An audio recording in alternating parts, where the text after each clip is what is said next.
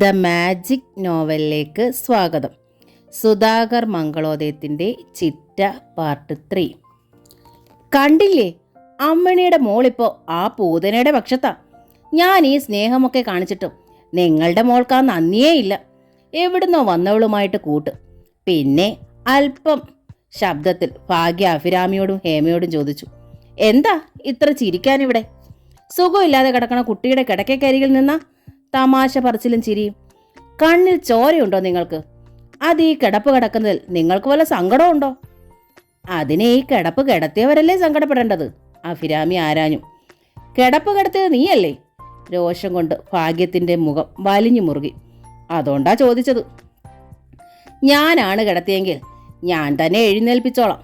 പക്ഷേ ശ്യാമേട്ടത്തി എഴുന്നേൽക്കുകയും സുബോധത്തോടെ വ്യക്തമായി വർത്താനം പറയുകയും ചെയ്താൽ ആരാണ് കിടത്തിയെന്ന് പുറത്തറിയും. ചിലപ്പോൾ കയ്യാമം വരെ പ്രതീക്ഷിക്കാം. സാക്ഷി പറയാൻ ഞാനും ഉണ്ടാകുമെന്ന് ഓർത്തോളൂ. ഭാഗ്യത്തിൽ ആ വാക്കുകൾ വല്ലാത്ത ഞെട്ടലുണ്ടാക്കി. ആ മുഖം രക്തശൂന്യമായി.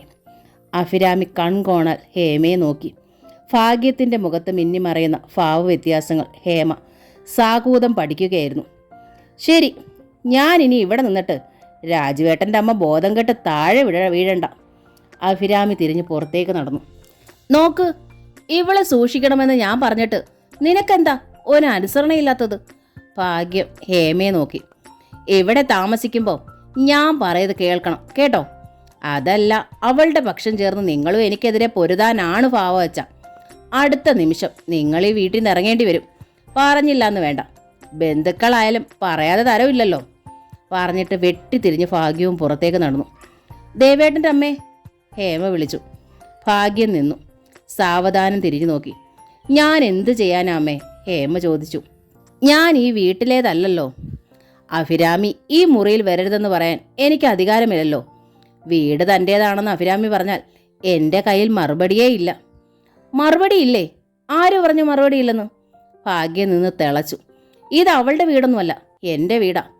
അഭിരാമിയല്ലേ കട ഒഴിപ്പിച്ചത്. അതുമുതൽ അവളുടെ പേരിൽ എഴുതി കൊടുത്തിരിക്കുകയാണെന്ന് കേട്ടു. അവളുടെ പേരിലൊന്നുമല്ല, രാജുവിൻ്റെ പേരിലാ ഞാൻ എഴുതിയത്. രാജുവേട്ടൻ അഭിരാമിയുടെ പേർക്ക് എഴുതിയാലും മതിയല്ലോ. ഭാഗ്യം വിളറി. വ്യക്തമായ തെളിവില്ലെങ്കിലും അങ്ങനെ സംഭവിച്ചിട്ടുണ്ടാകുമെന്ന് അവർക്കും അറിയാമായിരുന്നു. അതുകൊണ്ടാണല്ലോ അഭിരാമിക്ക് ഇത്ര അഹങ്കാരം. ഞങ്ങൾക്ക് സ്നേഹം ദേവേട്ടൻ്റെ അമ്മയോടാ, ഹേമ തുടർന്നു. എന്ന് വെച്ച് അഭിരാമിയോട് എതിർക്കാൻ ഞങ്ങൾക്കാവില്ലല്ലോ. അഭിരാമിയുടെ കാഴ്ചപ്പാടിൽ ഞങ്ങൾ എവിടുന്നോ വലിഞ്ഞു കയറി വന്നവരല്ലേ. ഭാഗ്യം ഉത്തരമില്ലാതെ ഒരു നിമിഷം നിന്നു. പിന്നെ നടന്നു. ഈ പോരിനിടയിൽ എങ്ങനാ മോളെ നമ്മളിവിടെ താമസിക്കുക?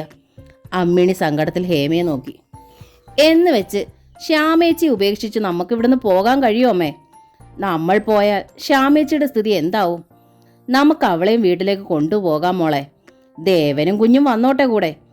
ആരാണ് ഈ ദ്രോഹം ചെയ്തെന്നറിയാനല്ലേ ഇങ്ങോട്ട് പോന്നത്. ആരായാലെന്താ, നമുക്ക് ആരോടും പൊരുതാനുള്ള ശേഷിയില്ലല്ലോ. അല്പം കൂടി നമുക്ക് ക്ഷമിക്കാം, ഹേമ പറഞ്ഞു.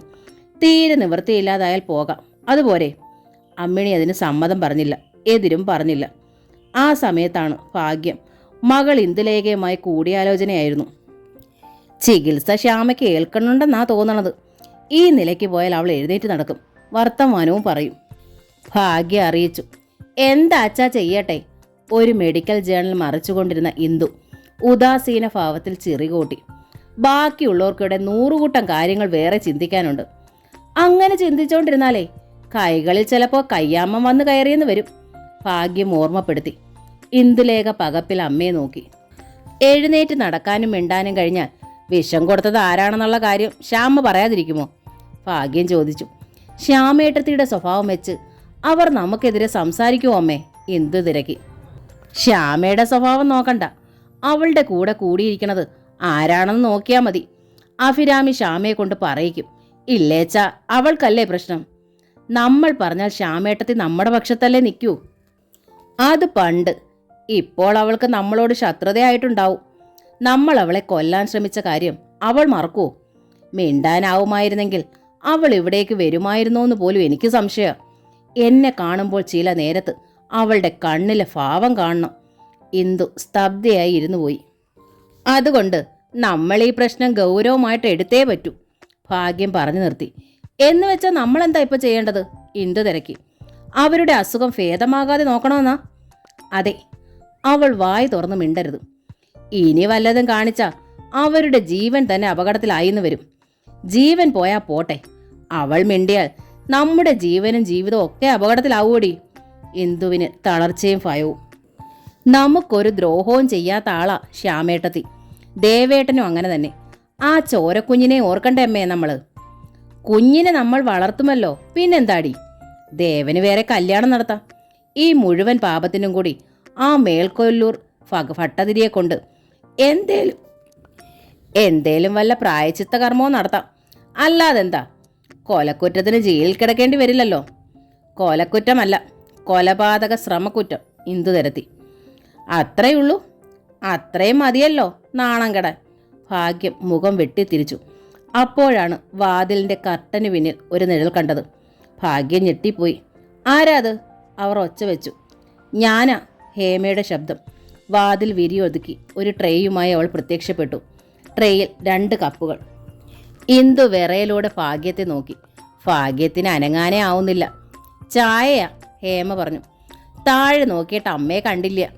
എങ്കിൽ ഇന്ദുവിനുള്ളത് കൂടി കൊണ്ടുപോരാമെന്ന് വെച്ചു. ട്രേയുമായി അവൾ അവർക്ക് മുന്നിലെത്തി. ഇതാ. അപ്പോഴും ഭാഗ്യത്തിനും ഇന്ദുവിനും ചലിക്കാനായില്ല. ഒരക്ഷരമെങ്കിലും മിണ്ടാനും. എന്തേ അമ്മയും ഇന്ദുവും വല്ലാതിരിക്കണത്? ഹേമ ചോദിച്ചു. ഞാൻ ചായയുമായി വന്നത് ഇഷ്ടമായില്ലേ? ചായ കൊണ്ടുവന്നതിൽ വിരോധമൊന്നുമില്ല, ഇന്ദു പറഞ്ഞു. പക്ഷേ ചായയും കൊണ്ടുവന്നതാണെന്നുള്ള ഭാവത്തിൽ വാതിൽ വിരിക്ക് പിന്നിൽ നിന്ന് ഞങ്ങൾ പറഞ്ഞതെല്ലാം ഒളിഞ്ഞു കേട്ടത്. ഒട്ടും അന്തസ്സായില്ല. നിങ്ങളുടെ ആ ലോ ക്ലാസ് തരം ശരിക്കും ഇവിടെയും കാണിച്ചു. ഹേമയുടെ മുഖം ഒന്ന് വിളറി. ആ സംഭാഷണത്തിൽ കുറേയൊക്കെ അവളുടെ കാതിൽ കിട്ടിയിരുന്നു. എങ്കിലും തൽക്കാലം അത് ഭാവിക്കുന്നത് ബുദ്ധിയല്ലെന്ന് ഹേമയ്ക്ക് തോന്നി. നീചജീവികളാണിവർ. ഇവരോട് നേർയുദ്ധം പാടില്ല. ഞാൻ എന്തോ പറഞ്ഞെന്ന് കേട്ടെന്നാണ് എന്തോ. ഹേമ സങ്കടം ഭാവിച്ചു. മറ്റുള്ളവർക്ക് കേൾക്കാൻ വയ്യാത്തതൊന്നും അല്ലല്ലോ ഒരമ്മയുടെയും മകളുടെയും സംസാരം. ആരുടെയെങ്കിലും കുറ്റമാണ് പറഞ്ഞതെങ്കിലും എൻ്റെ ശ്യാമേച്ചിയെക്കുറിച്ചായിരിക്കില്ലെന്ന് എനിക്കറിയാം. അനങ്ങാൻ വയ്യാതെ കിടക്കുന്ന എൻ്റെ ചേച്ചിയോട് നിങ്ങൾക്കുള്ള സ്നേഹവും എനിക്കറിയാം. പിന്നെ പറഞ്ഞിട്ടുണ്ടാവുക അഭിരാമിയെക്കുറിച്ചാകും. മനസ്സുകൊണ്ട് ഞാൻ ഇത്ര വെറുക്കുന്നൊരു വ്യക്തി വേറെയില്ല. അവളെക്കുറിച്ച് എന്ത് കേട്ടാലും അത് ഞാൻ ആരോടും പറയാനും പോണില്ല. പോരെ? ഭാഗ്യലക്ഷ്മി അർത്ഥഗർഭമായി ഇന്ദുവിനെ നോക്കി. ഹേമയുടെ സംസാരം കേട്ടിട്ട് അവൾ എന്തെങ്കിലും മനസ്സിലാക്കിയതായി ഭാഗ്യത്തിന് തോന്നിയില്ല. എന്നാൽ ഇന്ദുവിൻ്റെ മുഖത്ത് അത്തരമൊരു തെളിച്ചം പ്രകടമായില്ല. ഇന്ദു അമ്മയേക്കാൾ ബുദ്ധിമതിയാണെന്ന് ഹേമയ്ക്ക് മനസ്സിലായി. ചായ എടുക്കുമോളെ എന്ന് ഇന്ദുവിനോട് പറഞ്ഞിട്ട് ഭാഗ്യം ഒരു കപ്പ് എടുത്ത് ചുണ്ടോട് ചേർത്തു. നല്ല ചായ, ഭാഗ്യം പറഞ്ഞു. എങ്ങനെ എൻ്റെ പാകം ഇത്ര കൃത്യമായി ഹേമയ്ക്ക് മനസ്സിലായി? അമ്മ ഇന്നാളൊരിക്കൽ സ്വയം ചായ ഇട്ടപ്പോൾ ഒരു കപ്പ് എനിക്കും തന്നില്ലേ? അന്നേ അമ്മയുടെ പാകം എനിക്ക് മനസ്സിലായി. ഹേമ ചിരിച്ചു. പിന്നെ ചായ കപ്പിലേക്ക് ശ്രദ്ധിക്കുക പോലും ചെയ്യാതെ മുഖം തിരിച്ചിരിക്കുന്ന ഇന്ദുവിനോട് തിരക്കി. ഇന്ദു ചായ എടുക്കണില്ലേ? ഇല്ല, ഇന്ദു പറഞ്ഞു. ഈ സമയത്ത് ചായ കുടിക്കണ ശീലം എനിക്കില്ല. ഓക്കെ. ഇന്ദുവിൻ്റെ കപ്പ് തന്നെ ആദ്യം എടുത്ത് ട്രേയിൽ വെച്ചു ഹേമ. അപ്പോഴേക്കും ചായ കുടിച്ചു കഴിഞ്ഞ് ഭാഗ്യവും കപ്പ് ട്രേയിൽ നിക്ഷേപിച്ചു. ഹേമ പുറത്തു പോയതും ഭാഗ്യം ഇന്ദുവിനോട് ചോദിച്ചു. നീ എന്തിനാ മോളെ അവളോട് ഈർഷ്യ കാണിച്ചത്? നമ്മൾ പറഞ്ഞതൊന്നും അവൾ കേട്ടിട്ടില്ല. എനിക്കത് ഉറപ്പുണ്ട്. അമ്മയ്ക്ക് ഉറപ്പുണ്ടായത് അമ്മ വിഡ്ഢിയായതുകൊണ്ടാ, ഇന്ദു പറഞ്ഞു. അവൾ നമ്മൾ ഉദ്ദേശിക്കുന്നതിലുമൊക്കെ ബുദ്ധിമതിയാ. ഇനിയെങ്കിലും അമ്മ സൂക്ഷിച്ചോളൂ. ഭാഗ്യത്തിന് ഇന്ദു പറഞ്ഞതിൻ്റെ അർത്ഥം മനസ്സിലായില്ല. ഹേമയുടെ ഉള്ളു പുകയുകയായിരുന്നു. താഴെ എത്തി അവൾ അമ്മിണിയോട് പറഞ്ഞു. ശ്യാമേച്ചിയുടെ അരികിൽ നിന്ന് അമ്മ മാറാനേ പാടില്ല. ദേവേട്ടൻ്റെ അമ്മയോ അനിയത്തിയോ തരുന്ന മരുന്നോ ആഹാരമോ കൊടുക്കാനും പാടില്ല. എന്താ മോളെ കാര്യം? അമ്മിണിക്ക് അമ്പരപ്പായി. തൽക്കാലം അമ്മ ഒന്നു മാത്രം മനസ്സിലാക്കിയാൽ മതി, ഹേമ അറിയിച്ചു. ശ്യാമേച്ചിയുടെ ജീവൻ അപകടത്തിലാണ്. രാപ്പകൽ നമ്മൾ സൂക്ഷിച്ചേ പറ്റൂ. എന്തെങ്കിലും കാരണം പറഞ്ഞ് ശ്യാമേച്ചി ഇവിടുന്ന് നമ്മുടെ വീട്ടിലേക്ക് കൊണ്ടുപോയാലോ എന്നും എനിക്ക് ആലോചനയുണ്ട്. അമ്മിണി മിണ്ടാനാവാതെ വായും തുറന്നിരുന്നു പോയി. വൈകുന്നേരം ദേവനെത്തിയപ്പോൾ ഹേമ തന്ത്രപൂർവ്വം ആരാഞ്ഞു. ശ്യാമേച്ചിക്ക് ഇപ്പോൾ അല്പം ആശ്വാസമുണ്ടല്ലോ ദേവേട്ടാ. ശ്യാമേച്ചിയും കൊണ്ട് ഞങ്ങൾ ഞങ്ങളുടെ വീട്ടിലേക്ക് പോയാലോ? ആ വീട് വാടകയ്ക്ക് കൊടുത്തിരിക്കുകയല്ലേ? ദേവൻ ചോദിച്ചു. അത് സാരമില്ല, ഹേമ പറഞ്ഞു. ആവശ്യപ്പെട്ടാൽ ഒഴിഞ്ഞു തരുന്നവരാ. എന്തേ പെട്ടെന്ന് ഇപ്പം ഇങ്ങനെ തോന്നാൻ? ശ്യാമയുടെ അസുഖം ഭേദമാകുന്നത് വരെ ഇവിടെ തങ്ങാമെന്ന് നിർദ്ദേശിച്ചത് ഹേമയല്ലേ? അത് അത് ഹേമ വിക്കി. എനിക്ക് മനസ്സിലായി. ദേവൻ ചിരിച്ചു. എൻ്റെ അമ്മയെയും അനിയത്തിയെ സഹിച്ച് സഹിക്കാൻ കഴിയാതെയായി, നേരല്ലേ? അതുകൊണ്ടല്ല, ഹേമ പറഞ്ഞു. അവരൊക്കെ എന്നോട് സ്നേഹമായി തന്നെയാണ് പെരുമാറണത്. ഓക്കെ, ദേവൻ പറഞ്ഞു. ഇവിടെ നിൽക്കാന്ന് പറഞ്ഞതും പോണോന്ന് പറയുന്നത് ഹേമയായതിനാൽ എനിക്ക് സമ്മതമാ എന്തിനും. എപ്പോൾ ഇറങ്ങണമെന്ന് പറഞ്ഞാൽ മാത്രം മതി. എൻ്റെ ശ്യാമയെ പോലെയല്ല കുട്ടിയെന്ന് എനിക്കറിയാം. ചെയ്യേണ്ടത് തക്ക സമയത്ത് ചെയ്തിരിക്കും. ആ അഭിനന്ദനം ഹേമയ്ക്ക് ഇഷ്ടമായി. ശരി ദേവേട്ട, ഇന്ന് തന്നെ ഇറങ്ങണമെന്നില്ല. ഞാൻ ഒന്നുകൂടി ആലോചിച്ചിട്ട് പറയാം. പെട്ടെന്ന് എനിക്ക് അങ്ങനെ തോന്നിയെന്നേ ഉള്ളൂ. തങ്ങളുടെ വീട്ടിലേക്ക് പോയാൽ സാമ്പത്തിക പ്രശ്നങ്ങൾ ഉണ്ടാകുമെന്ന് ഹേമയ്ക്ക് അറിയാമായിരുന്നു. ഇവിടെയാണെങ്കിൽ ഒന്നും അറിയണ്ട. വാടകയില്ലാതെ ഒരു ഹോട്ടലിൽ താമസിക്കുന്ന സൗകര്യമുണ്ട്.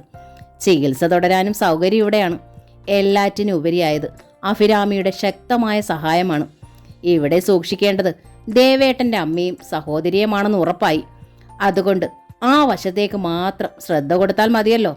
പെട്ടെന്ന് ഇറങ്ങിപ്പോയാൽ താൻ എല്ലാം അറിഞ്ഞുവെന്ന് അവർക്ക് മനസ്സിലാവും. അവരുടെ അടുത്ത പടി എന്താണെന്ന് മനസ്സിലാക്കാനും കഴിയില്ല. ഈ കൊലപാതകികളെ തെളിവോടെ പിടിക്കണമെങ്കിൽ ഇവിടെ നിന്നാലേ ആവൂ. എന്താ നീ ആലോചിക്കണത്? അമ്മിണി തിരക്കി. ഏതായാലും ദേവേട്ടൻ സമ്മതിച്ചല്ലോ അമ്മേ. ആ സ്ഥിതിക്ക് കുറച്ച് ദിവസം കൂടി ഒന്ന് പരീക്ഷിക്കാം. നീ ഓരോന്ന് പറഞ്ഞ് എന്നെ പേടിപ്പിച്ചല്ലേ. എന്നാൽ ഒന്നും വിട്ട് തുറന്നു പറയുന്നുമില്ല. പിന്നെങ്ങനാ ഇനി ഇവിടെ നിൽക്കുക? അമ്മ പേടിക്കണ്ട, ഹേമ പറഞ്ഞു. ശ്യാമേച്ചിയുടെ കാര്യത്തിൽ എപ്പോഴും ശ്രദ്ധയുണ്ടായാൽ മതി. ഞാൻ കൂടെ ഇല്ലാത്തപ്പോൾ അമ്മ ശ്യാമേച്ചിയുടെ അടുത്തൊന്നും മാറരുത്. ദേവേട്ടൻ്റെ അമ്മയോ അനിയത്തെയോ എന്തുകൊണ്ട് തന്നാലും വാങ്ങി കൊടുക്കുകയും അരുത്. അവർ അടുത്തിടപഴകാനും സമ്മതിക്കരുത്. അതെങ്ങനെ പറ്റും? അവരെന്ത് വിചാരിക്കും? ഒന്നും വിചാരിക്കാത്ത തരത്തിൽ തന്ത്രപൂർവ്വം പെരുമാറിയാൽ മതി. കഴിയുന്നത് ഞാനും അരികിലുണ്ടാവും. പെട്ടെന്നിറങ്ങിപ്പോയാൽ അവരെന്ത് കരുതുമെന്ന് ഓർത്താ. ഏതായാലും ഇതൊരു വിഷമമായി, അമ്മിണി പറഞ്ഞു. കുഴപ്പം വല്ലതുമുണ്ടെങ്കിൽ എത്രയും പെട്ടെന്ന് പോണതായിരുന്നു നല്ലത്. എന്ത് വേണമെന്ന് ഉറപ്പിക്കാനാവാതെ ഹേമയും ധർമ്മസങ്കടത്തിലായിരുന്നു. ഡൈനിങ് ടേബിളിനടുത്ത് വെച്ച് കണ്ടപ്പോൾ ഭാഗ്യം ഹേമയുടെ മുഖം രഹസ്യമായി ശ്രദ്ധിക്കുന്നുണ്ടായിരുന്നു. കണ്ണുകൾ സന്ധിച്ചപ്പോൾ ഹേമ ചോദിച്ചു, എന്തേ അമ്മേ? ഏയ്, ഭാഗ്യം ചുമൽ കുലുക്കി. ഹേമയുടെ മുഖം വാടിയിരിക്കണത് കണ്ട് ചോദിച്ചതാ.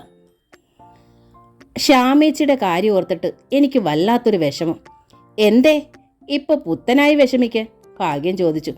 ശ്യാമയ്ക്ക് നല്ല ഭേദമുണ്ടെന്നല്ലേ 2 ദിവസം മുമ്പേ കുട്ടി പറഞ്ഞത്. എന്നാലും എത്ര നാളായി ഈ കിടപ്പ്? ഞങ്ങൾ ഇവിടെ വന്ന് താമസിക്കാൻ തുടങ്ങിയിട്ടും കുറേ നാളായില്ലേ. വീട്ടിലേക്ക് പോയാലോ എന്ന് അമ്മ ഇടയ്ക്കിടെ ചോദിക്കണം. അത് പിന്നെ എല്ലാ അമ്മമാരുടെ സ്ഥിതി അതാ. അവനവൻ്റെ വീട് വിട്ട് എത്ര കാലമാ മറ്റൊരിടത്ത് വന്ന് താമസിക്കുക. ആർക്കും അതത്ര സുഖമായി തോന്നില്ല. എന്നുവെച്ച് അതേപ്പറ്റി ആലോചിച്ച് നിങ്ങളിങ്ങനെ വിഷമിച്ചിട്ടും കാര്യമില്ലല്ലോ. ശ്യാമയുടെ കാര്യങ്ങൾ നോക്കാൻ ഇവിടെ ഞാനും ഇന്ദു ഇല്ലേ? വേണേച്ചാ ഒരു ഹോം നേഴ്സിനെ വിചാരിച്ചാൽ ഉണ്ടാക്കാം. നിങ്ങൾക്ക് അമ്മയ്ക്കും മകൾക്കും നിങ്ങളുടെ വീട്ടിൽ പോയി സുഖമായി താമസിക്കുകയും ചെയ്യാലോ. ഹേമയൊന്ന് നടുങ്ങി. ഭാഗ്യത്തിൻ്റെ ഉദ്ദേശം അവൾക്ക് വ്യക്തമായി. ശ്യാമേട്ടത്തെ ഇവിടെ ആക്കിയിട്ട് ഞങ്ങളെങ്ങനെ അമ്മേ മനസമാധാനമായിട്ട് അവിടെ പോയി നിൽക്കുക? അതിനെന്താ? ഭാഗ്യത്തിന് നിസ്സാരമട്ട്. മുമ്പും അവൾ ഇവിടെ തന്നെയല്ലേ നിന്നിരുന്നത്. ഞങ്ങളൊക്കെ ഇല്ലേ അവൾക്ക്? എന്നിട്ടാണല്ലോ ഈ അവസ്ഥയിലായത് എന്ന് ചോദിക്കണമെന്നുണ്ടായിരുന്നു ഹേമയ്ക്ക്. പക്ഷേ അതിനുള്ള സമയമായിട്ടില്ലെന്ന് കരുതി അവൾ ക്ഷമിച്ചു. ശ്യാമേച്ചിയെ ഞങ്ങളുടെ ഒപ്പം അവിടേക്ക് കൊണ്ടുപോയാലോ എന്നാ ആലോചിക്കണത്, ഹേമ പറഞ്ഞു. ഇവിടെ അമ്മയ്ക്ക് ബുദ്ധിമുട്ടാവണ്ട എന്ന് കരുതിയാ. ഇന്ദുവാണെങ്കിൽ രാത്രിയല്ലേ ഇവിടെ കാണൂ. കുട്ടിയുടെ കാര്യവും ശ്യാമേച്ചിയുടെ കാര്യവും എല്ലാം കൂടി അമ്മയെ കൊണ്ട് സാധിക്കില്ല. അമ്മയ്ക്കാണെങ്കിൽ ഇത്രയും വയസ്സുമായില്ലേ. വയസ്സിൻ്റെ കാര്യം പറയണത് ഭാഗ്യത്തിന് തീരെ ഇഷ്ടമല്ലെന്ന് അറിഞ്ഞുകൊണ്ട് തന്നെയാണ് അവൾ മനഃപൂർവ്വം അത് ഏച്ചു കെട്ടിയത്. ആര് പറഞ്ഞു എനിക്കത്ര വയസ്സായിന്ന്? ഭാഗ്യത്തിൻ്റെ മുഖം ചുളിഞ്ഞു. നിന്റെ അമ്മയുടെ അത്ര വയസ്സൊന്നും ആയിട്ടില്ല എനിക്ക്. നീ പുറത്തു പോയി കഴിഞ്ഞാൽ പിന്നെ നിന്റെ അമ്മ വേണ്ടേ ശ്യാമയെ നോക്കാൻ? ആ പാവത്തിനെ കൊണ്ട് അതിനാവുമോ? വേണേച്ചാ തത്തമോളെ കൂടി നിങ്ങൾ കൂടെ കൊണ്ടുപോയിക്കോളൂ. എന്നാൽ ശ്യാമ ഇവിടെ തന്നെ വേണം. ഈ കുടുംബത്തിൻ്റെ വിളക്കാ അവൾ. വയ്യാതെ കിടപ്പിലായപ്പോൾ ഞാൻ അവളെ ഇവിടുന്ന് പറഞ്ഞയച്ചു എന്ന് ആളുകൾ പറയും. ആളുകളുടെ വർത്താനം എന്തിനാമേ ശ്രദ്ധിക്കണത്? ശ്യാമയുടെ ഉള്ളിൽ തോന്നിയാലോ? ഭാഗ്യം ചോദിച്ചു. ഞാൻ അവളെ ഉപേക്ഷിച്ചു കളഞ്ഞതായല്ലേ അവൾക്ക് തോന്നും. പാവം എൻ്റെ കുട്ടിക്ക് അത് സഹിക്കുമോ? എന്നെ ജീവനായിരുന്നു അവൾക്ക്. എനിക്ക് തിരിച്ചു. ഭാഗ്യലക്ഷ്മി എന്ന സ്ത്രീ എത്ര ഭയങ്കരിയാണെന്ന് ഹേമ ഓർത്തു. ശ്യാമേച്ചി ഇവിടെ ആക്കിയിട്ട് തങ്ങൾ മടങ്ങണമെന്നാണ് ഇവരുടെ ആഗ്രഹം. അങ്ങനെ തങ്ങൾ ചെയ്താൽ എത്രയും പെട്ടെന്ന് അവർ ആ ജീവിതം ഊതിക്കെടുത്തിക്കൊള്ളും. ഡോക്ടറായ അവരുടെ മകളും മരുമകനും ചേർന്ന് അതിനൊരു കാരണവും ഹാജരാക്കും. കള്ളക്കഥ ഉണ്ടാക്കാനും കള്ളക്കണ്ണീരൊഴുക്കാനും ഈ അമ്മയും വിദഗ്ധയാണല്ലോ. എന്താണ് ഇവർക്കൊരു മറുപടി നൽകേണ്ടതെന്നറിയാതെ ഹേമ ഒരു നിമിഷം പതറി. പെട്ടെന്ന് അവളുടെ ബുദ്ധിയിൽ വെളിച്ചം തെളിഞ്ഞു. അമ്മ ശ്യാമേച്ചിയെ പൊന്നുപോലെ നോക്കുമെന്ന് എനിക്കറിയാം. പക്ഷേ ശ്യാമേച്ചി ഈ അവസ്ഥയിലാക്കി അവളുണ്ടല്ലോ ഇവിടെ. അവളുടെ കയ്യിൽ എങ്ങനെയാ അമ്മയെ വീണ്ടും ഞങ്ങൾ ശ്യാമേട്ടത്തിയെ ഏൽപ്പിക്കുക? ഭാഗ്യത്തിന്റെ മുഖത്ത് പരിഭ്രമം പ്രകടമായി. ആരുടെ കാര്യം മോള് പറയുന്നത്? ഇന്ദു ഒരിക്കലും ശ്യാമയ്ക്കെതിരായി ഒന്നും ചെയ്തിട്ടില്ലാട്ടോ. ഭാഗ്യത്തിന്റെ ആ മറുപടിയിൽ നിന്ന് ശ്യാമയുടെ അവസ്ഥയ്ക്ക് പിന്നിലുള്ള ഇന്ദുവിന്റെ സാന്നിധ്യം ഹേമയ്ക്ക് ബോധ്യമായി. എങ്കിലും അവൾ നിഷ്കളങ്കത ഭാവിച്ചു. ഇന്ദുവിന്റെ കാര്യമല്ലമ്മേ പറഞ്ഞത്, അഭിരാമിയുടെ കാര്യമാ. ശ്യാമേട്ടത്തേക്ക് വിഷം കൊടുത്തത് അഭിരാമിയാണെന്നല്ലേ അമ്മ പറഞ്ഞത്? അവൾ ഇവിടെ ഉള്ളപ്പോൾ എങ്ങനെ അമ്മേ ശ്യാമേച്ചി ഇവിടെ ആക്കിയിട്ട് ഞങ്ങൾ പോണത്? അമ്മയുടെ കണ്ണ് തിരിയുമ്പോൾ അവൾ ശ്യാമേച്ചി ഉപദ്രവിച്ചാലോ? അസുഖം മാറി ശ്യാമേച്ചി സംസാരിച്ചാൽ അവളാണ് വിഷം കൊടുത്തതെന്ന കാര്യം പുറത്തറിയില്ലേ? അങ്ങനെ സംഭവിക്കാതിരിക്കാൻ അവൾ എങ്ങാൻ ശ്യാമേച്ചി അപകടപ്പെടുത്തിയാലോ? ഭാഗ്യത്തിന്റെ മുഖം രക്തശൂന്യമായി. തങ്ങൾ ആലോചിച്ച പദ്ധതിയെക്കുറിച്ചാണ് ഇവൾ ഇപ്പോൾ പറഞ്ഞത്. വാതിൽ വിരിക്ക് പിന്നിൽ നിന്ന് ഇവളെല്ലാം കേട്ടിട്ടുണ്ടാവും. അതുകൊണ്ടാവും ശ്യാമയും കൂട്ടി സ്വന്തം വീട്ടിലേക്ക് മടങ്ങാൻ ആലോചിക്കുന്നത്. എന്താണ് ഇനി ചെയ്യുക? ശ്യാമ ഇവരോടൊപ്പം പോയാൽ അപകടമാണ്. നല്ല ചികിത്സ ലഭിച്ചാൽ അവൾ ചിലപ്പോൾ രക്ഷപ്പെടും. സംസാരിക്കാറായാൽ അവളെല്ലാം തുറന്നു പറഞ്ഞെന്നും ഇരിക്കും. സ്വർണവളകൾക്ക് പകരം കയ്യിൽ വന്നു ചേരുക കയ്യാമമായിരിക്കും. എന്താ അമ്മയൊന്നും മിണ്ടാത്തത്? ഹേമ ചോദിച്ചു. ഞാൻ പറഞ്ഞത് നേരല്ലേ? നേരൊക്കെ തന്നെയാ. എങ്കിലും ശ്യാമയെ പിരിഞ്ഞു കഴിയാൻ എനിക്ക് വല്ലാത്ത സങ്കടം. സാരിത്തുമ്പാൽ ഭാഗ്യം കണ്ണു തുടച്ചു. അമ്മ ശ്യാമേച്ചിയെ പിരിയണ്ട, ഹേമ പറഞ്ഞു. അമ്മയെ ഞങ്ങളോടൊപ്പം പോന്നോളൂ നീ. ഇവിടുത്തെ അത്ര സുഖസൗകര്യങ്ങളൊന്നും അവിടെ ഇല്ലായിരിക്കാം. എന്നാലും അമ്മയെ ഞാൻ ഇവിടത്തേക്കാൾ സുഖമായി നോക്കിക്കോളാം. ഏതായാലും ഞാനൊന്ന് ആലോചിക്കട്ടെ. ഭാഗ്യ എഴുന്നേറ്റ് മുകളിലേക്ക് പോയി. ആലോചിക്കാനുള്ളത് മകളോടാണെന്ന് ഹേമയ്ക്ക് മനസ്സിലായി. ഭാഗ്യം എല്ലാം ഇന്ദുലേഖയെ അറിയിച്ചു. ഇപ്പോൾ എങ്ങനെ ഇരിക്കുന്നു? ഇന്ദു ചോദിച്ചു. ഞാൻ പറഞ്ഞില്ലേ അവളെല്ലാം കേട്ട് കാണുമെന്നു. ഇവിടെ നിറങ്ങിയാൽ അവൾ നമുക്കെതിരെ പ്രവർത്തിക്കും, എനിക്ക് ഉറപ്പുണ്ട്. അതിന് നമ്മൾ എന്താ ഇപ്പൊ ചെയ്യേണ്ടത്? ഭാഗ്യ ആരാഞ്ഞു. അത്ര വേഗം അവളെ ഇവിടുന്ന് വിടരുത്. നല്ല വാക്ക് പറഞ്ഞ് ഹേമയെ വശീകരിക്കണം അമ്മ. നമ്മൾ പറഞ്ഞതെല്ലാം അവൾ കേട്ടിട്ടുണ്ടെങ്കിൽ ഇനി എൻ്റെ വശീകരണത്തിൽ അവൾ വീഴുമോ? ഇന്ദുവെ ഒന്നാലോചിച്ചു. എന്നിട്ട് കനത്തിൽ അറിയിച്ചു. ഏതായാലും അമ്മ ഒരു പുതിയ ശൈലിയിൽ ഒന്നുകൂടി ശ്രമിച്ചു നോക്ക്. അതിനിടയിൽ ദീനുവിനെ കൊണ്ട് ശ്യാമേട്ടത്തെ ചികിത്സിക്കുന്ന ഡോക്ടർ മഹേഷുമായൊന്ന് സംസാരിപ്പിക്കാം. പണത്തിൽ വീഴണ കൂട്ടത്തിലാണെന്ന് ആളുകളെന്ന് പറയുന്നുണ്ട്. അതല്ല, വളരെ സ്ട്രെയിറ്റ് ആണെന്ന് പറയുന്നവരുമുണ്ട്. ഏതായാലും നമുക്ക് ശ്രമിക്കാം, ഇന്ദു പറഞ്ഞു നിർത്തി. പക്ഷേ ഭാഗ്യത്തിന്റെ വേവലാതി മാറിയില്ല. ഇന്ദു ദിനകറുമായി സംസാരിച്ചു. നോക്ക്, ഡോക്ടർ മഹേഷുമായി സംസാരിച്ചിട്ട് ഒരു കാര്യവുമില്ല, ദിനകർ പറഞ്ഞു. അയാൾ ഒരു റിസർവ്ഡ് മാനാണ്. രോഗികളുമായി അല്ലാതെ സഹപ്രവർത്തകരുമായോ സുഹൃത്തുക്കളുമായോ അയാൾക്ക് ഒരിടപാടുമില്ല. അയാൾക്ക് സുഹൃത്തുക്കളെ ഇല്ലെന്നാണ് എനിക്ക് തോന്നണത്. പിന്നെന്ത് ചെയ്യും? ഞാൻ ഈ ഹേമയുമായൊന്ന് സംസാരിച്ച് നോക്കട്ടെ. വളയുമോന്നറിയാലോ. പോരെങ്കിൽ ഒരു സ്പിൻ സിസ്റ്റർ അല്ലേ? നോക്ക്, ഇന്ദുവിന് ചുണ്ടി വന്നു. വളയുക തുടങ്ങിയ ചന്തപദങ്ങളൊന്നും എൻ്റെ അടുത്ത് പ്രയോഗിക്കരുത്. അഭിരാമിയോട് ട്രൈ ചെയ്തതുപോലെ ഇവളുടെ അടുത്തും വേലത്തരങ്ങളൊന്നും ഇറക്കുകയുമരുത്. എനിക്കതൊന്നും ഇഷ്ടമല്ല. എങ്കിൽ വേണ്ട. ദിനകർ മുഖം തിരിച്ചു. അവൾ എന്താച്ചാ ചെയ്യട്ടെ. താനും തൻ്റെ അമ്മയെ അനുഭവിച്ചോളൂ.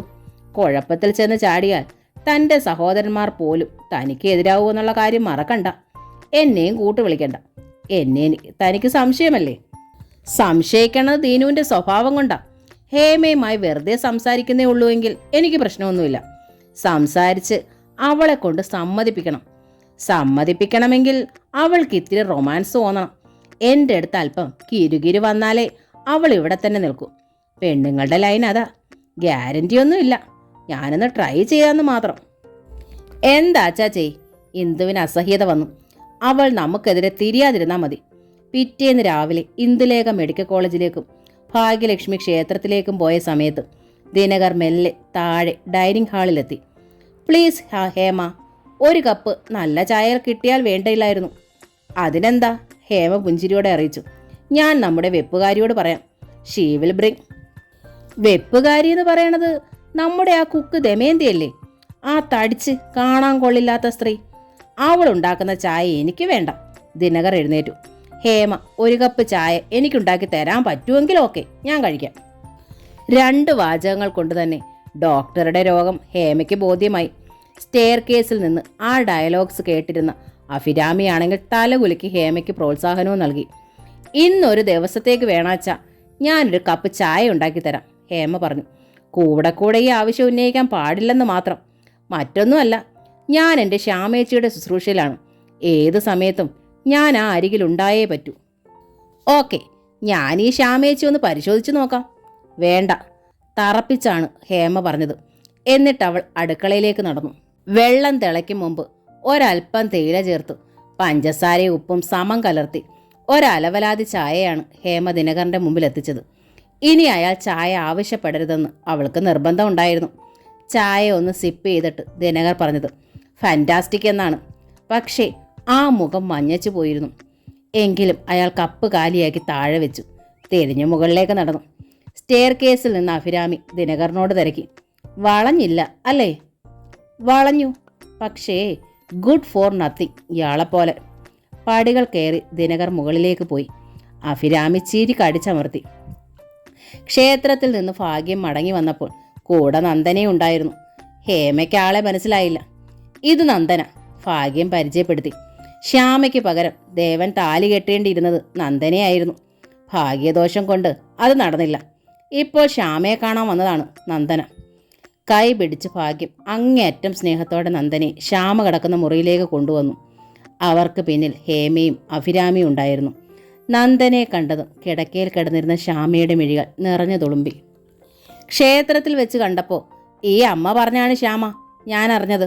നന്ദന വന്ന് ശ്യാമയുടെ കിടക്കയുടെ അരികിലിരുന്നു. സ്നേഹപൂർവ്വം അവളുടെ കൈത്തണ്ടയിൽ തഴുകി. എന്നിട്ട് അവജ്ഞയോടെ അഭിരാമി ഒന്ന് നോക്കി. തന്നെപ്പറ്റി തൻ്റെ അമ്മായിയമ്മ പറഞ്ഞു കൊടുത്തു കഴിഞ്ഞെന്ന് അവൾക്ക് മനസ്സിലായി. ആരാണ് ശ്യാമയെ ചികിത്സിക്കുന്നത്?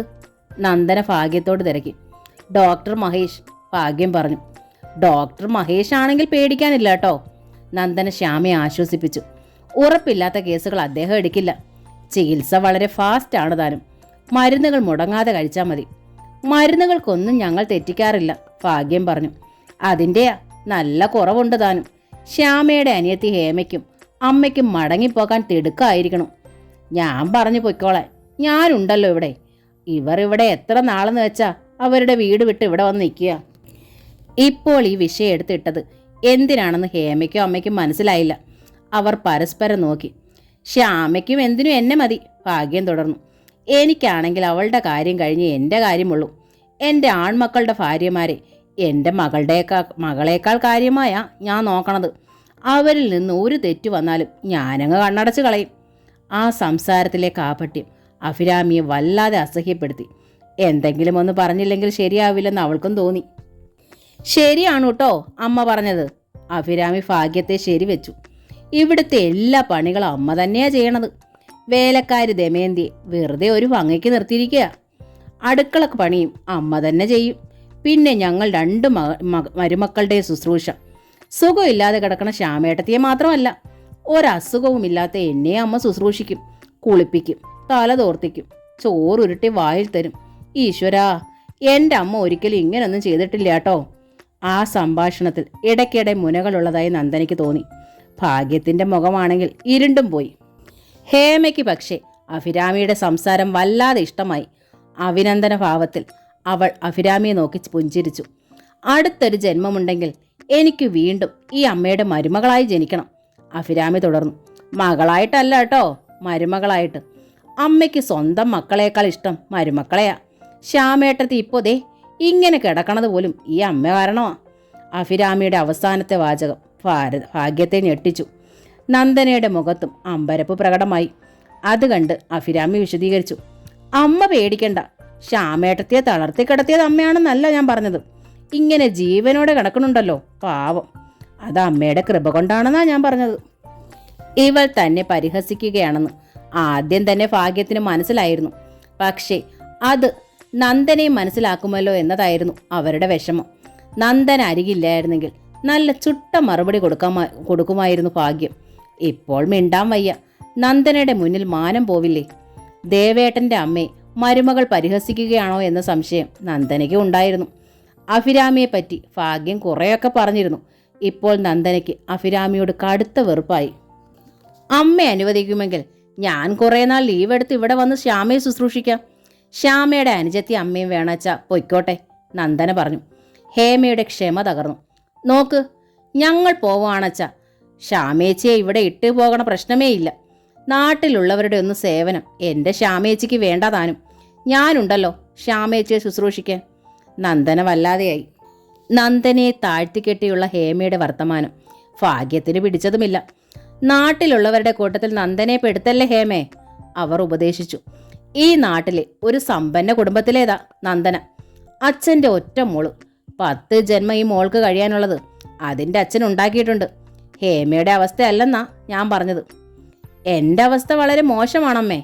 അച്ഛൻ്റെ ഓർക്കാപ്പുറത്തുള്ള മരണശേഷം ഞങ്ങൾ അനുഭവിക്കുന്ന ദുരിതങ്ങൾക്ക് കണക്കില്ല.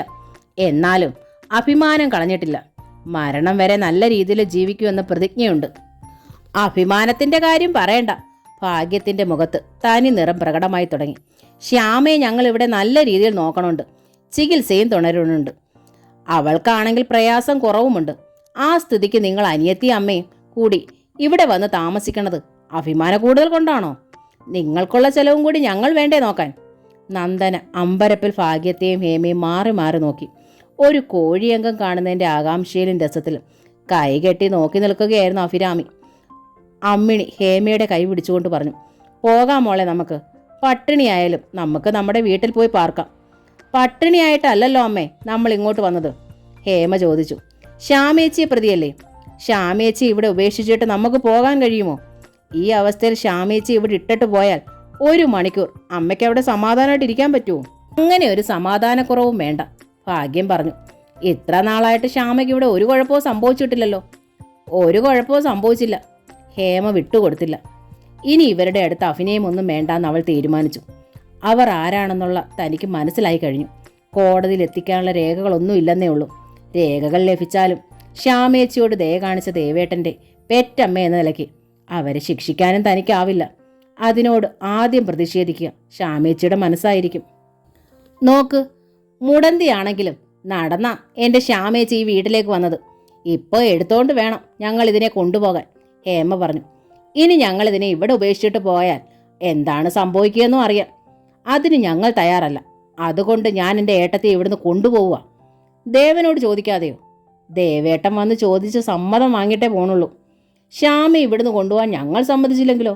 ഭാഗ്യം തിരക്കി. ഞങ്ങളും പോവില്ല, അത്രയേ ഉള്ളൂ. ഇത്രയും നാള് നിങ്ങൾക്ക് ഞങ്ങൾ ഭക്ഷണം തന്നു. ഇനി ഞങ്ങളെ കൊണ്ട് അതിനാവില്ല. ഞങ്ങൾക്കാരും ഭക്ഷണം തരണില്ല. ഞങ്ങൾ താനെ എടുത്തു കഴിക്കുക. തർക്കുത്തരം പറയണ്ട, ഭാഗ്യം കൈ ചൂണ്ടി. നിങ്ങൾക്കായി ഇനി ഇവിടെ ഭക്ഷണം ഉണ്ടാക്കണില്ല. അത് ഞാനാ തീരുമാനിക്കുന്നത്. ഞങ്ങൾക്കും കൂടിയുള്ള ഭക്ഷണത്തിനായി ദേവേട്ടൻ മാസാമാസം ഒരു തുക തരുന്നുണ്ടല്ലോ. ദേവേട്ടൻ തരണതേ അവനും അവൻ്റെ ഭാര്യയ്ക്കും കുട്ടിക്കും വേണ്ടിയാ. ഭാര്യ വീട്ടിലുള്ള സകലരെയും തീറ്റിപ്പോറ്റേണ്ട ചുമതല അവനില്ല. അത് ദേവേട്ടൻ പറയട്ടെ. പറയിക്കാം, ഭാഗ്യം പറഞ്ഞു. അവനെ പെറ്റത് ഞാനാണെങ്കിൽ നിന്നെ ഞാൻ ഇന്ന് തന്നെ ഈ വീട്ടിൽ നിന്ന് അടിച്ചിറക്കും. എന്താ അമ്മ ഇതൊക്കെ? നന്ദനെ എഴുന്നേറ്റു. ഭാഗ്യത്തിൻ്റെ കയ്യിൽ പിടിച്ചു. പാവ ശ്യാമ ഇതൊക്കെ കേൾക്കുകയല്ലേ? അനങ്ങാൻ വയ്യാതെ കിടക്കുന്ന ആ പാവത്തെ ഓർത്തെങ്കിലും ഒന്ന് ക്ഷമിച്ചൂടെ? ഭാഗ്യം കൺകോണാൽ ശ്യാമയൊന്ന് നോക്കി. ശ്യാമയുടെ കവിളിലൂടെ കണ്ണുനീർ ചാലുകൾ ഒഴുകുകയാണ്. പെട്ടെന്ന് ഭാഗ്യം മുഖം വെട്ടിത്തിരിച്ചു. എന്നിട്ട് നന്ദനയോട് ചോദിച്ചു, മോൾക്കറിയോ ഈ കിടക്കുന്നവളോട് ഞാൻ എത്ര കരുണയെ കാണിച്ചിട്ടുള്ളതെന്ന്? മുടം തൊണ്ടെന്നറിയാതെ എൻ്റെ 2ാമത്തെ മകൻ രാജു ഇവളെ സ്നേഹിച്ചു. മുടന്തുള്ള കാര്യം ഇവൾ അവൻ്റെ അടുത്ത് മറച്ചു വെക്കുകയും ചെയ്തു. എന്നിട്ട് അവനെ കൊണ്ട് ഇവിടെ അച്ഛന് വാക്കു കൊടുപ്പിച്ചു. ഒടുവിലോ ഇവൾക്കൊറ്റക്കാലയുള്ളെന്ന് രാജു അറിഞ്ഞത്. ആ ചതിയുടെ പേരിൽ അവൻ അങ്ങ് പിന്മാറി. അതറിഞ്ഞപ്പോൾ ഹൃദ്രോഗിയായിരുന്നു അവളുടെ അച്ഛൻ. അവസാനത്തെ അറ്റാക്ക് വന്ന് മരിക്കുകയും ചെയ്തു. കള്ളം കള്ളം, ഹേമ പറഞ്ഞു. രാജുവേട്ടൻ സ്നേഹിച്ച വിവരവും അച്ഛന് വാക്കു കൊടുത്ത വിവരവും ശ്യാമേച്ചി അന്നൊന്നും അറിഞ്ഞിട്ടില്ലായിരുന്നു എന്നല്ലേ നിങ്ങൾ പറയൂ? അവൻ്റെ തലയിൽ കുറ്റം ചാർത്താൻ ഭാഗ്യം കയർത്തു. എന്നിട്ട് വീണ്ടും നന്ദനയുടെ നേർക്ക് തിരിഞ്ഞു. ഇവരുടെ അച്ഛനെ ആശുപത്രിയിൽ എത്തിച്ചത് എൻ്റെ മൂത്തവനാ ദേവൻ. പാവം, അവൻ്റെ മനസ്സലിഞ്ഞു. അങ്ങനെയാ ഇവളുടെ മുടന്ത് നോക്കാതെ കാൽ കാശ് സ്ത്രീധനം വാങ്ങാതെ അവൻ ഇവളെ കല്യാണം കഴിച്ചത്. ഞാൻ ഒരു എതിരും പറഞ്ഞില്ല. മോൾക്കറിയാലോ, നിനക്ക് വാക്ക് തന്നിട്ട് അവൻ ഇത് ചെയ്തത്. അതിൻ്റെ ശാപമാ ഇപ്പോൾ ഈ കിടപ്പ് കിടക്കണത്. അങ്ങനെയൊന്നും പറയരുതമ്മേ, നന്ദന ഭാഗ്യത്തോട് അപേക്ഷിച്ചു. ദേവേട്ടൻ്റെ മനസ്സ് മാറാൻ എൻ്റെ അച്ഛനും ഒരു കാരണക്കാരനാ. കല്യാണം ആലോചിച്ചു വന്ന ദേവേട്ടനെ എൻ്റെ അച്ഛൻ അപമാനിച്ചില്ലേ? ഞാൻ സാക്ഷി അതിന്. അച്ഛൻ വല്ലതും പറഞ്ഞെന്ന് വെച്ച് നീ എന്ത് ചെയ്തു മോളെ? നീ നിരപരാധിയല്ലേ? നിന്നോടെന്തിനാ അവൻ ഈ ശിക്ഷ ചെയ്തത്? അങ്ങനെ ചെയ്യാൻ പാടില്ലാന്ന് ശ്യാമയ്ക്ക് പറയാമായിരുന്നു. ഭാഗ്യം വിട്ടില്ല. ശ്യാമ ഒന്നും അറിഞ്ഞിട്ടുണ്ടാവില്ല അമ്മേ, നന്ദന പറഞ്ഞു. അങ്ങനെയൊന്നും ആയിരിക്കില്ല മോളെ. ഭാഗ്യം രോഷത്തിൽ ഹേമയെ നോക്കി. ഇവളുടെ ചേച്ചിയല്ലേ. ശ്യാമ പാവമായാലും ഇവളൊക്കെയല്ലേ പിന്നിൽ ഉപദേശിക്കാൻ. എനിക്കറിയാം, ചതിച്ചു നേടിയാൽ കയ്യിലിരിക്കില്ല. എന്നിട്ട് ഇവൾ എന്നെ കുറ്റപ്പെടുത്തിയത് കേട്ടില്ലേ? എങ്കിലിനി തുറന്നു തന്നെ ഞാൻ പറഞ്ഞേക്കാം. ഹേമ പല്ല് ഞെരിച്ചു. എൻ്റെ ശ്യാമേച്ചി ഇങ്ങനെ കിടക്കണത് നിങ്ങൾ ഒരുത്തി കാരണമാ. പിന്നെ നന്ദനെ നോക്കി ഹേമ. സഹോദരിക്ക് ഒന്നും തോന്നരുത്. ഇവർ ഇപ്പോൾ പറഞ്ഞത് മുഴുവൻ നുണയാ. ദേവേട്ടൻ മറ്റൊരു പെൺകുട്ടിയെ സ്നേഹിച്ചിരുന്ന കാര്യം ഞങ്ങൾ ആരും അറിഞ്ഞിരുന്നില്ല. ഈ കിടപ്പിൽ എൻ്റെ ശ്യാമേച്ചി ദേവേട്ടനൊരു ഭാരമാണെന്നും എനിക്കറിയാം. എനിക്ക് എൻ്റെ ചേച്ചിയെ ജീവനോടെ കിട്ടിയാൽ മതി. ഇതേ കിടപ്പിൽ കിടന്നാളും ജീവനുള്ളിടത്തോളം കാലം ഞാൻ അതിനെ നോക്കും. അതുകൊണ്ടാ ഞങ്ങൾ ചേച്ചിയെ വീട്ടിലേക്ക് കൊണ്ടുപോകാൻ തീരുമാനിച്ചത്. അതിനെങ്കിലും ഇവരോടൊന്ന് സമ്മതിക്കാൻ പറയും. അമ്മ ഒരുപക്ഷേ ശ്യാമയോടുള്ള സ്നേഹം കൊണ്ടായിരിക്കും ഇവിടുന്ന് കൊണ്ടുപോകരുതെന്ന് പറയണത്, നന്ദനെ അറിയിച്ചു. ഈ അമ്മ പറഞ്ഞത് സ്നേഹം കൊണ്ടല്ലെന്ന് അവരുടെ വാക്കുകളിൽ നിന്ന് തന്നെ ഞങ്ങൾക്ക് മനസ്സിലായി. അഫിരാമ്മ പറഞ്ഞതുപോലെയല്ല. സുഖമില്ലാതെ കിടക്കാൻ തുടങ്ങിയിട്ട് ഒരു തവണ പോലും ഇവർ എൻ്റെ ചേച്ചിക്ക് മരുന്നോ വെള്ളമോ കൊടുത്തിട്ടില്ല. മറ്റുള്ളവരുടെ മുന്നിൽ മധുര വാചനങ്ങൾ വിളമ്പും. ഇതല്ല സ്നേഹമെന്ന് സഹോദരിക്കും അറിയാലോ. നന്ദന ധർമ്മസങ്കടത്തിൽ അഭിരാമിയെ നോക്കി. അർത്ഥഗർഭമായ ഒരു പുഞ്ചിരിയോടെ അഭിരാമി മുഖം തിരിച്ചു. എന്നിട്ട് ഞാനിതിൽ ആരുമല്ലെന്ന മട്ടിൽ ഒരാംഗ്യം കാണിച്ച് തിരിഞ്ഞു നടന്നു. ഞാൻ വന്നതുകൊണ്ടാണ് ഇവിടെ ഇപ്പോൾ ഇങ്ങനൊരു രംഗമുണ്ടായതെന്ന് തോന്നുന്നു. നന്ദന വ്യസനത്തിൽ ഹേമയും അമ്മിണിയെ നോക്കി. നിങ്ങൾ രണ്ടുപേരും എന്നോട് ക്ഷമിക്കണം. അവസാനം തിരിഞ്ഞ് ശ്യാമയുടെ കയ്യിൽ തൊട്ടു അവൾ. ശ്യാമയെ എന്നോട് ക്ഷമിക്കണം. ശ്യാമ എഴുന്നേറ്റ് നടന്നു കാണാൻ പ്രാർത്ഥിക്കണവളാ ഞാൻ. എന്നാലും ഇനി ഇവിടെ നിന്ന് കൂടുതൽ ദുഃഖങ്ങൾ ഉണ്ടാകാതിരിക്കാൻ ഞാൻ ശ്രമിക്കാം. പെട്ടെന്ന് ശ്യാമ നന്ദനയുടെ കയ്യിൽ കടന്നു പിടിച്ചു. നന്ദനയ്ക്ക് അത്ഭുതമായി.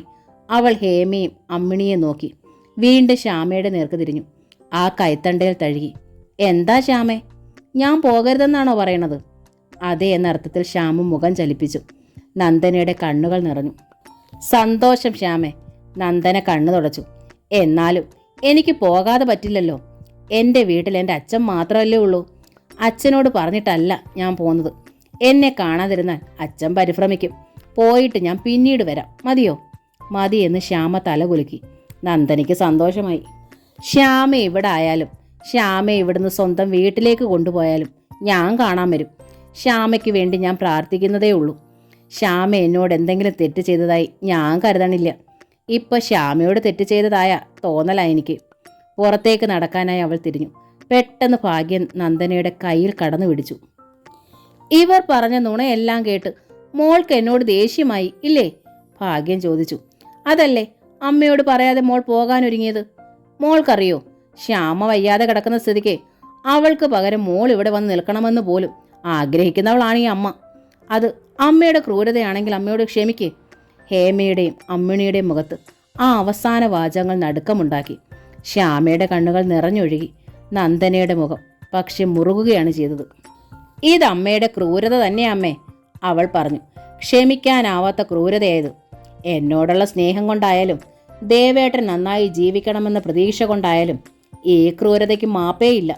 നന്ദന വെട്ടിത്തിരിഞ്ഞ് പുറത്തേക്ക് പോയി. തൃപ്തിയായല്ലോ? ഭാഗ്യം ഹേമയെ നോക്കി. എന്നോട് എന്ത് സ്നേഹമായിരുന്നു ആ കുട്ടിക്ക്. അമ്മയില്ലാത്ത അവൾ എന്നെ സ്വന്തം അമ്മയായാ കരുതിയിരുന്നത്.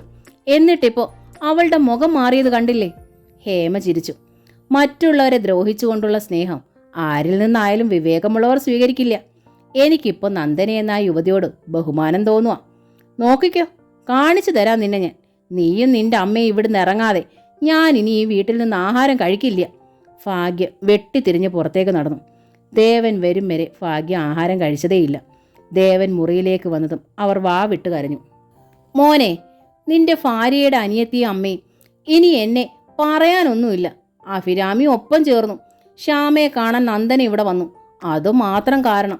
നന്ദനയുടെ മുന്നിൽ വെച്ചാ എൻ്റെ കുറ്റങ്ങൾ വിളമ്പിയത്. എനിക്കിനി മരിച്ചാ മതിയെന്നായി. നന്ദന വന്നതിന് അമ്മയെ കുറ്റപ്പെടുത്തേണ്ട കാര്യമെന്താ? ദേവൻ തിരക്കി. ശ്യാമയ്ക്ക് വല്ലത് സംഭവിച്ചാൽ നീ വീണ്ടും നന്ദനയെ കല്യാണം കഴിക്കുമോയെന്ന് അവർ സംശയിച്ചു കാണും. ദേവനിൽ വല്ലാത്തൊരു ഞെട്ടലുണ്ടായി.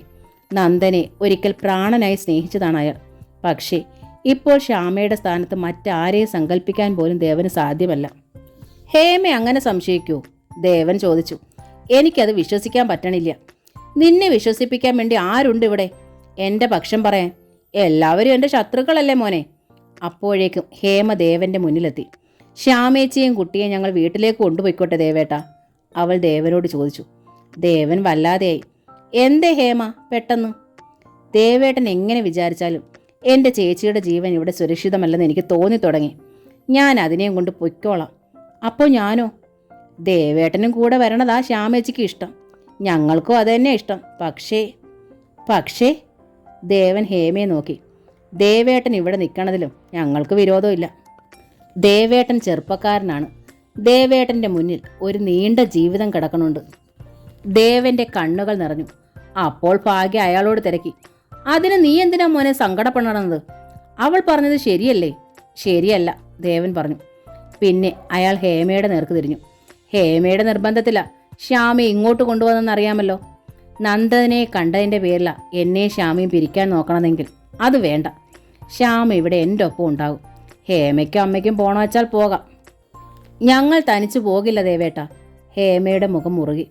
എൻ്റെ ശ്യാമേച്ചിയും കൊണ്ടേ ഞാൻ പോകൂ. ദേവന് ആ മാറ്റം വിശ്വസിക്കാനായില്ല. പിറ്റേന്ന് രാവിലെ വീടിൻ്റെ പോർച്ചിൽ ഒരു കാർ എത്തി. ഒരു സ്വകാര്യ വാഹനമായിരുന്നു അത്. അതിൽ നിന്ന് ഇറങ്ങിയത് ഹേമയുടെ സുഹൃത്ത് സുധീന്ദ്രനായിരുന്നു. അയാൾക്കായി പ്രധാന വാതിൽക്കൽ കാത്തു നിൽക്കുകയായിരുന്നു ഹേമ. തയ്യൽക്കടയിലേക്ക് പോകാനായി പുറത്തേക്ക് വന്ന ദേവന് ഹേമ സുഹൃത്തിനെ പരിചയപ്പെടുത്തി. ഇത് സുധീന്ദ്രൻ, എൻ്റെ സ്നേഹിതൻ, ടൗണിലെ കോളേജിലെ അധ്യാപകനാ. ദേവൻ തൊഴുതു. ഈ കാറിൽ ഞങ്ങൾ ശ്യാമേച്ചിയെ വീട്ടിലേക്ക് കൊണ്ടുപോവുകയാ, ഹേമ പറഞ്ഞു. എൻ്റെ അനുവാദമില്ലാതെയോ? ദേവൻ ചോദിച്ചു. അനുവദിക്കണമെന്ന് ദേവേട്ടനോട് അപേക്ഷിക്കുകയാണ് ഞാൻ. ഹേമ ദേവന്റെ കാലിൽ തൊട്ടു. എനിക്കെൻ്റെ ശ്യാമേച്ചിയുടെ ജീവൻ രക്ഷിക്കണം. ശ്യാമയുടെ ജീവൻ ഇവിടെ സുരക്ഷിതമല്ലെന്ന് ഹേമയ്ക്ക് ഉറപ്പായോ? ദേവൻ ചോദിച്ചു. ഉറപ്പായി, ഹേമ പറഞ്ഞു. ഇവിടേക്ക് വരും മുമ്പേ എനിക്കത് ഉറപ്പുണ്ടായിരുന്നു. എന്നിട്ടും എന്തേ ഇങ്ങോട്ട് പോരാൻ ഹേമ താല്പര്യം കാട്ടി? എൻ്റെ ഏട്ടത്തെ ആരാ അപകടപ്പെടുത്തിയതാണെന്ന് എനിക്കറിയണമായിരുന്നു. അതാരാണെന്ന് മനസ്സിലാക്കണമെങ്കിൽ ഇവിടെ വന്ന് നിൽക്കണമായിരുന്നു. അതിനാ ഞങ്ങൾ വന്നത്.